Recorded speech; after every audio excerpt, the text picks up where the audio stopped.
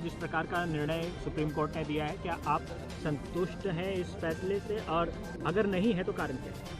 नहीं, संतुष्ट की बात नहीं है। देखिए, अब अदालत ने रोका है फैसला, कम से कम इतनी संतुष्टि तो हमें हो सकती है कि हाँ, अब ये कल परसों जो ये रोज सवाल मुझसे पूछती थी कि 5 मिनट बाद तो नहीं मारी जाऊंगी उसके बाहर आके मैं, तो वो मैं कम से कम कह सकता हूँ कि अब वो बाहर नहीं आएंगे थोड़े समय के लिए। बट क्या ये खुशी की बात है, क्या ये संतुष्टि की बात है?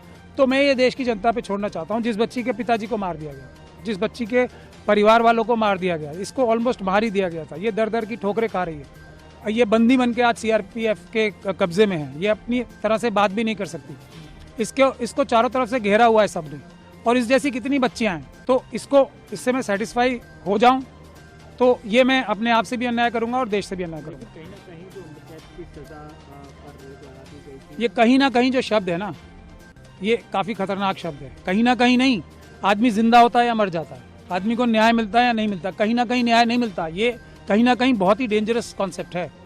न्याय होता है या नहीं होता, ये नहीं कि आपके दोनों हाथ पैर सब काट दिए गए और आंखें भी फोड़ दी गई और एक प्रोस्थेटिक लेग जो होता है, आर्टिफिशियल लेग आपको दे दिया गया, ये न्याय, ये नहीं। हम ये चाह रहे हैं कि इस बच्ची के साथ कुछ तो सिक्योरिटी एक तो इसके पूरे परिवार को मिले, पहली बात।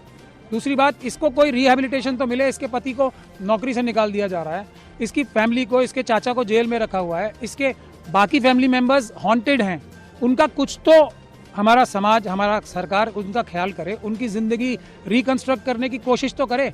वो भी विक्ट्री नहीं होगी, वो एक थोड़ा सा हमारा एक सॉरी होगा देश का, इस कि एक्चुअल हम अब सॉरी फील कर रहे हैं, तो अब हम, वो तो हो गया, उसको हम वापस नहीं ला सकते, बट अब हम आपको जो हम कर सकते हैं वो हम करेंगे। तो क्या जो देश कर सकता है इस बच्ची के लिए, जो न्यायालय कर सकते हैं, वो हम कर रहे हैं। ये